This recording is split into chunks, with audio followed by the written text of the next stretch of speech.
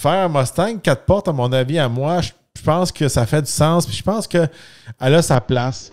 Parce que si on regarde le marché actuel, il reste quoi comme berline 4 portes de haute performance abordable sur le marché?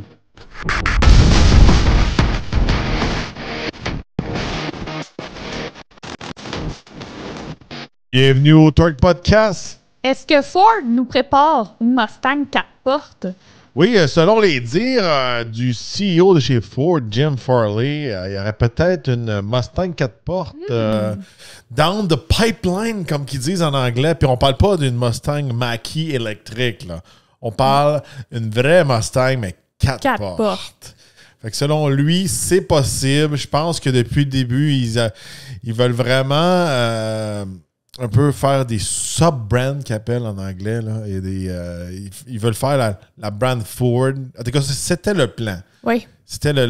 T'étais supposé avoir la brand Ford, puis la brand aussi électrique, qui s'appelait le E-Ford. Puis il y avait les sub-brands comme le Mustang, le Bronco, puis il y aurait eu les camions. Puis il allait beaucoup développer les marques Mustang et Bronco. Fait que pas juste s'arrêter à un Mustang coupé 2 portes, puis pas juste s'arrêter à un Bronco.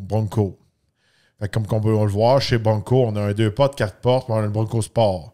Est-ce qu'ils vont faire un plus gros Bronco, un Bronco avec trois rangées de passagers? Peut-être. Oui. Est-ce qu'ils vont faire, peu importe, un autre style de Bronco, plus pick-up, comme un Gladiator? Peut-être. Mais chez Mustang, ça a toujours été un icône. Je pense que chez Ford, le brand Mustang, c'est leur icône, c'est la brand qui est plus forte chez eux. Puis, dernièrement, je pense qu'ils ont investi beaucoup, beaucoup d'argent pour remonter la brand Mustang. Mm-hmm. Ils l'ont mis dans plusieurs courses, sont revenus dans plusieurs courses. Comme le NASCAR, et je pense même qu'ils sont revenus dans le drag, ils sont dans les Le Mans, tout ça, puis ils font un véhicule qui est abordable, qui est disponible pour tout le monde avec une performance, encore avec un V8, c'est le seul qui ont gardé le V8, à aller jusqu'à un modèle GTD qui va compétitionner contre des Porsche, ces choses-là. Fait que faire un Mustang 4 portes, mon avis à moi, c'est pas sacrilège, même si je suis un fan de Mustang. Moi-même, j'ai toujours voulu avoir un Mustang 4 portes. Je pense que si ils disent, comme Jim Farley dit, ils vont garder le DNA Mustang. Des fois, c'est de la bullshit corporate aussi. Oui, ça va être à voir. Des fois, il y en a que c'est pour de vrai, puis il y en a des fois, ils sortent une espèce de Mach-E. Et les vrais fans, ils ont été choqués un peu plus de la Mach-E. Je pense que la Mach-E là, marche un petit peu moins, puis que ça marche moins bien que ça marchait. Mais faire un Mustang 4 portes, à mon avis, à moi, je pense que ça fait du sens. Puis je pense qu'elle a sa place. Parce que si on regarde le marché actuel, il reste quoi comme berline 4 portes de haute performance abordable sur le marché? Oui, puis il y en a plusieurs qui sont juste en train de disparaître. Là. Regarde le Charger, par exemple. C'est un des derniers comme Muscle Car 4 portes. Là, ils vont faire le Challenger 4 portes. Là, oui, mais on dirait qu'ils ils en font disparaître, mais ils défont un peu des icônes comme justement, ils vont faire Challenger 4 portes. Oh là, on va emmener la Mustang 4 portes. Mais je pense que la Mustang 4 portes, elle va moins choquer les gens que quand ils ont sorti la Mach-E. Tu sais, la Mach-E, c'était comme carrément, on dirait un petit VUS. Moi, je reviens toujours à un peu... c'est un modèle qui est discontinué, qui n'existe plus, là. La Ford Falcon qu'il y avait en Australie. Eux autres, les Australiens, eux autres, il n'y avait pas la Mustang à un moment donné, puis il y avait la Ford Falcon. Puis la Falcon, c'était une espèce de Mustang 4 portes. Puis ça allait bien, tout ça. La seule chose, c'est que présentement, je trouve que sur le marché, il n'y a plus... D'ailleurs, le Charger n'est plus vraiment là. On va voir qu'est-ce qu'ils vont faire avec ça. Tu sais, avant, à un moment donné, il y avait la Pontiac G8. Il y avait des 4 portes performance. C'était tout un peu des dérivés de l'Australie, un peu. Mais si on regarde le marché présentement, si on veut un 4 portes de haute performance, on est obligé d'aller chez Acura, chez Audi, chez Mercedes, toutes des marques de luxe. Ouais. Dans les marques ordinaires, chez Chevrolet, il n'y a plus rien. Ils ont enlevé la Malibu, tout ça. Je ne dis pas que la Malibu, c'est un véhicule de performance, mais s'il n'y a plus rien. Nissan, on a enlevé la Maxima, on a enlevé l'Altima. Regardez, chez Honda, tu es obligé d'aller chez Acura moindrement. Il n'y a plus rien vraiment de haute performance. Je pense que ça place. Qu'est-ce que ça prendrait comme mix pour survivre? À mon avis, à moi, la seule différence pour qu'il y ait un succès, je pourrais dire, dans tous les marchés, il faudrait qu'il fasse vraiment une berline sport, 4 portes, mais il faudrait qu'il soit all-wheel drive. Il ne faudrait pas qu'il soit juste rear-wheel drive. Parce que je pense que les berlines rear-wheel drive, propulsion, ça marche, ça ne vend pas tant que ça. Non. Tu sais, souvent, comme on en parlait souvent, c'est sûr que quand tu arrives dans un CT4V Blackwing, CT5V Blackwing, c'est des super machines, c'est des machines de puristes, mais c'est des machines qu'on ne peut pas utiliser à l'année. C'est plate, les gens qui dépensent dans des 4 portes comme ça, mais ils vont des fois chez BMW, chez Mercedes, puis là, tu as un bon all-wheel drive, puis souvent, tu as un all-wheel drive que tu veux jouer avec, que tu veux le mettre en mode propulsion, tu veux le mettre en all-wheel drive, ces choses-là.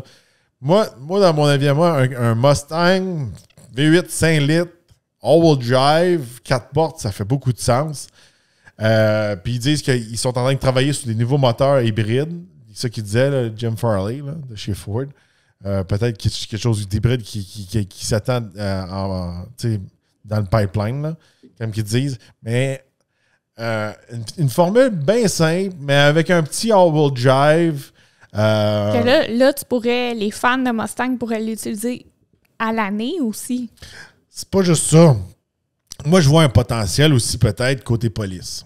Je sais qu'il y a beaucoup de policiers qui capotent pas sur l'Explorer. Ouais.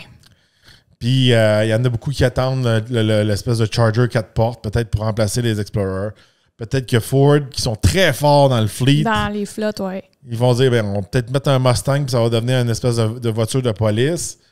L'important, c'est de le garder abordable. On va se le dire, là, présentement, s'acheter un Mustang avec la V8, des affaires-là, pour le prix, il n'y a rien qu'à côté ça. Il n'y a plus rien sur le marché. Non, tout, on en parle souvent, tout est rendu super cher.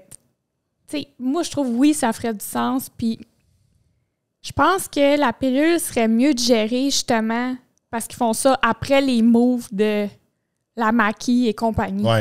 Elle serait mieux accueillie que la Mach-E. Oui. Puis, tu sais, je reviens à la police, là.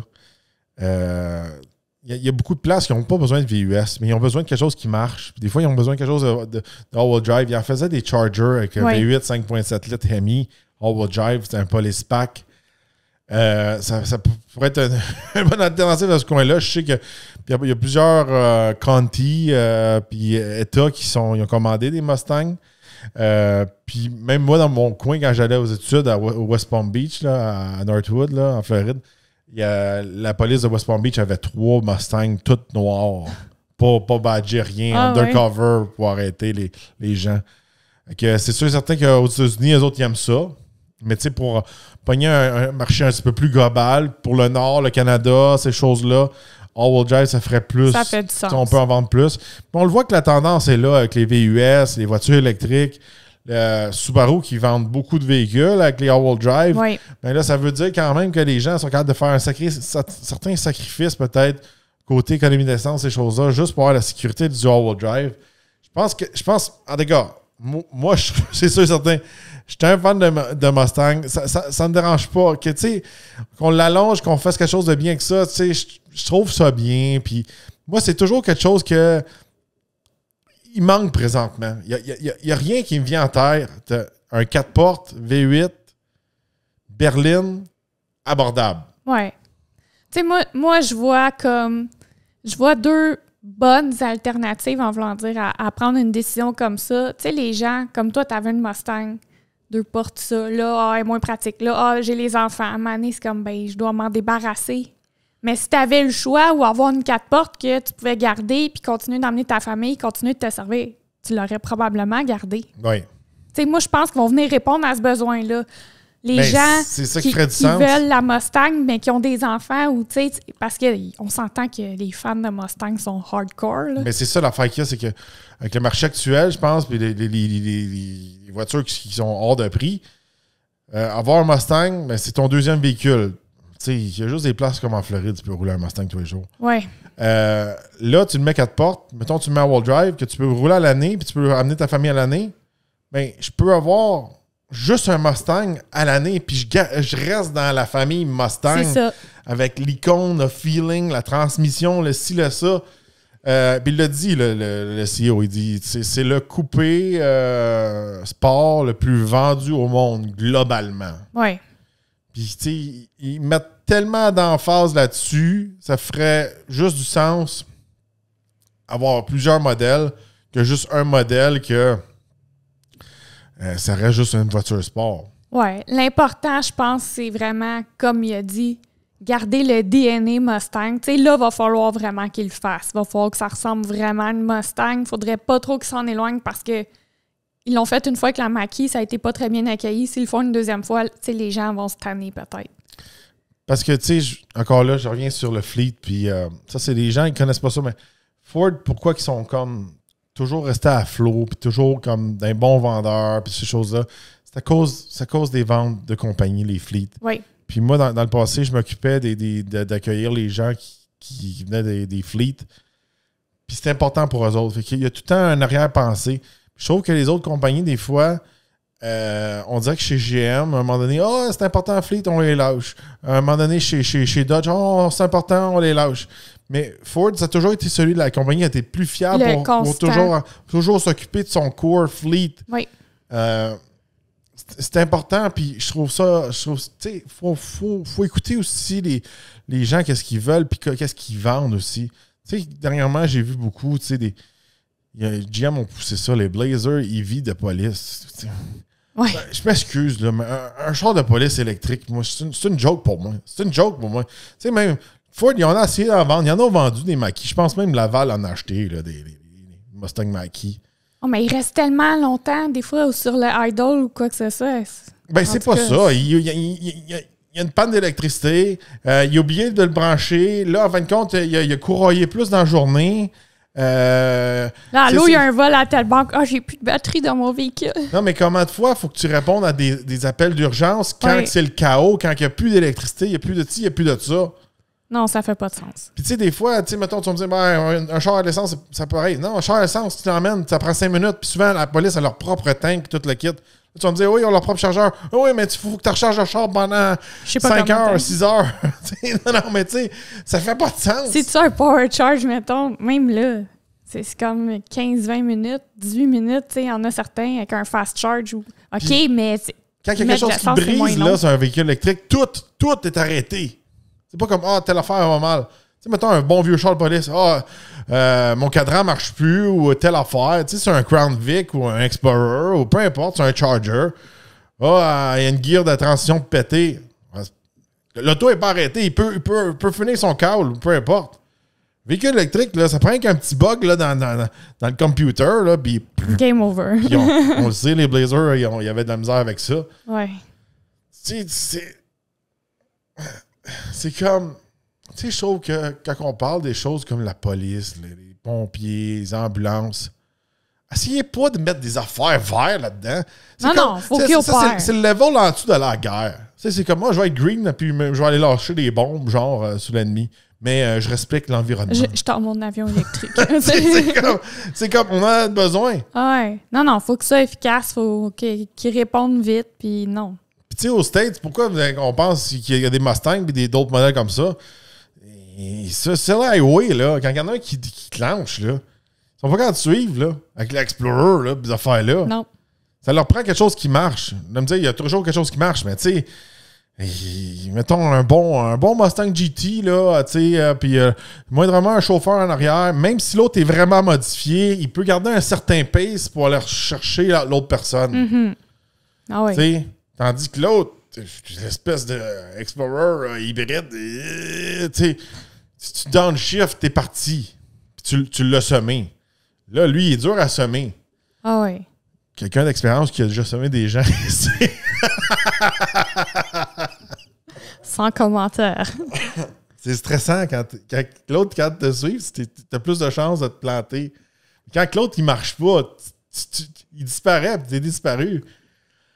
Ça sera pour un épisode VIP.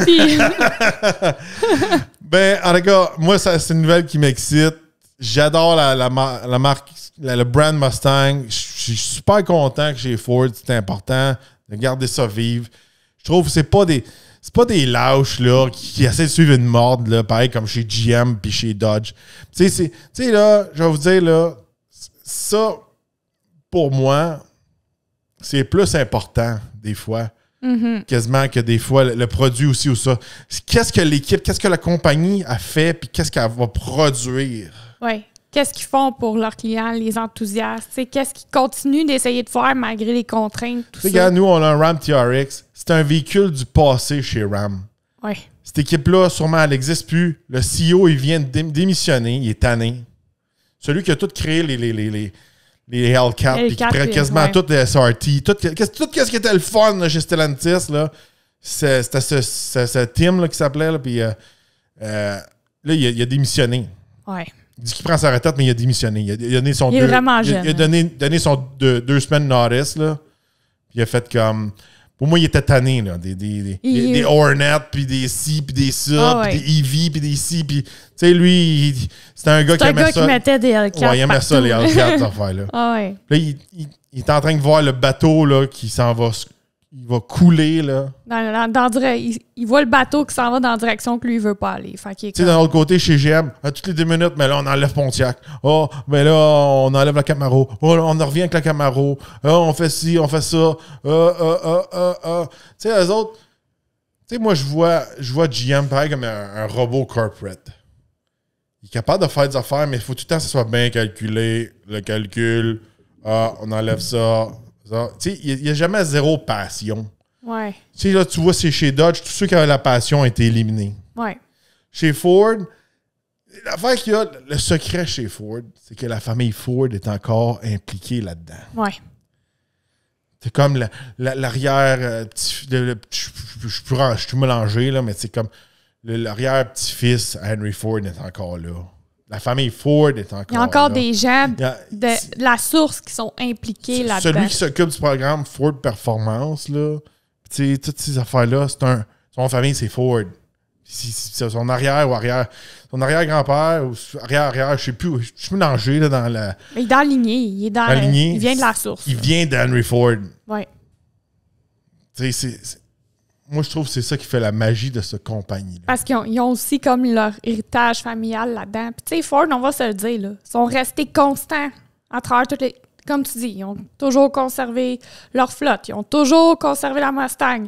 Là, il y a 10 000 choses pour comme un peu les égorger avec, exemple, le Raptor R, tout ça. Tu sais, on chialait dans l'autre émission. Ah, on dirait que le moteur est étouffé. Mais tu sais, ils n'ont peut-être pas le choix, sinon ils ne pourraient pas le faire. Ils font des moves dans le même. Mais ils font pareil pour les faire.